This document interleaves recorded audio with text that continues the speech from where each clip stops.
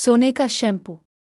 एक बार का जिक्र है कि एक छोटे से गांव में एक लड़की रहती थी जिसका नाम समन था। समन की सबसे खास बात ये थी कि इसके बाल बहुत ही खूबसूरत और चमकदार थे। हर कोई उसके बालों की तारीफ करता था और उससे पूछता था कि वो अपने बालों की इतनी अच्छी देखभाल कैसे करती है। समन हमेशा अपने बालों की देखभाल के लिए घर के बने हुए तेल और जड़ी बूटियों का इस्तेमाल करती थी।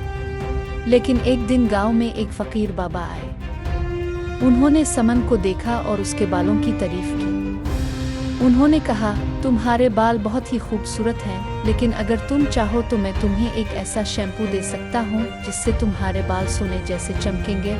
समन ये सुनकर हैरान हो गई। इसने फकीर बाबा से पूछा, क्या वाकई ऐसा कोई शैम्पू हो सकता है? फकीर बाबा मुस्कुराए और अपनी झोली से एक छोटी सी बोतल निकाली।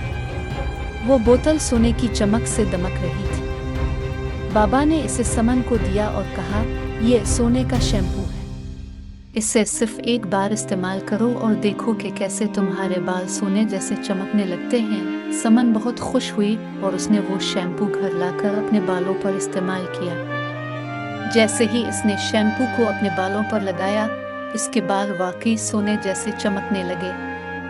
पूरा गांव इसके बालों की इस नई चमक को देखकर हैरान रह गया, लेकिन इस चमक के साथ एक और बात भी थी। अब हर कोई इसके बालों को छूना चाहता था और उसके बालों को देखकर सबके दिल में लालच आ गई। समन ने महसूस किया कि इसकी पहली वाली सादगी और कुदरती खूबसूरती कहीं खो गई है। अब वो हर वक्त अपने बालों की फिक्र में रहने लगी और दूसरों की नजरों से खुद को बचाने लगी। कुछ दिनों बाद समन को एहसास हुआ कि सोने जैसी चमक इसके लिए खुशी नहीं बल्कि परेशानी बन गई है। इसने फकीर बाबा को दोबारा तलाश किया और उनसे इस मसले का हल मांगा। फकीर बाबा ने कहा, बेटी, असली खूबसूरती वो है जो तुम्हें खुश रखे और दूसरों के दिल में हसद पैदा न करे। समन ने शैम्पू की बोतल को दरिया में बहा दिया और अपने पुराने तरीके से दोबारा अपने बालों की देखभाल करने लगी।